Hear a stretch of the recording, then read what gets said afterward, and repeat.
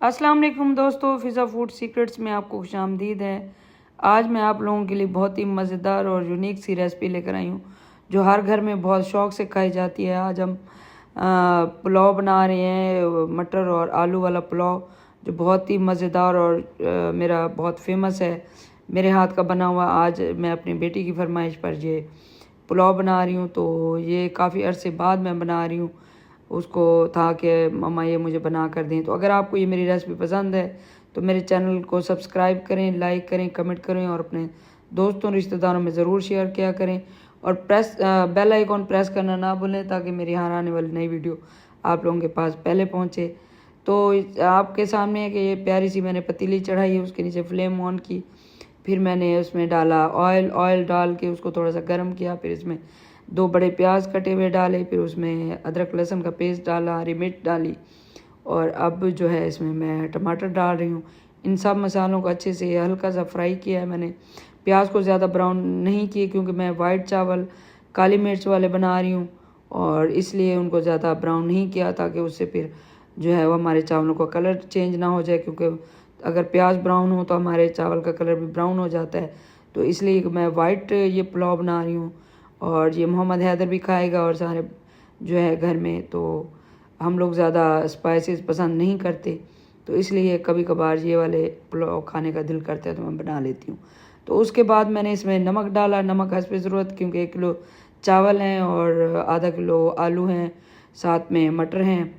तो 3 बड़े चम्मच मैंने उसमें डाले नमक के और 2 मैंने टीस्पून डाले इसमें चिकन पाउडर और 1-2 टीस्पून भर के मैंने डाले काली मिर्च के। तो और साथ में हाफ़ टी स्पून के बराबर ये आपके सामने मैं गरम मसाला ऐड कर रही हूँ। तो इन सबको सारे मसालों को अच्छे से पका के इनको करके फिर मैंने इसमें डाले मटर ये आधा किलो थे तो आधा किलो से इतने निकले हैं। और इसके साथ ही जो मैंने आलू हैं आधा किलो, उनको फ्राइज़ की तरह मोटे मोटे काट लिया है, क्योंकि ये हैदर को पसंद है इस तरह। मोहम्मद हैदर को गोल वाले आलू नहीं खाता, वो कहता है ये गनी है। तो ये जो फ्राइज़ टाइप कटे हुए आलू होते हैं वो ये इसको कहता है अच्छी है। वो मतलब वो गोल वाले जो आलू हम मोटे काटते हैं या पतले जो इस तरह भी काटें गोल वाले, उसको वो कहता है गनी है। तो इसलिए उसकी पसंद को मैं का ख्याल रखती हूँ, क्योंकि वो ये थोड़ा कम मिर्चों वाले जो चीज़ें हैं वो खा लेता है और इस तरह का पुलाव उसको बहुत पसंद है।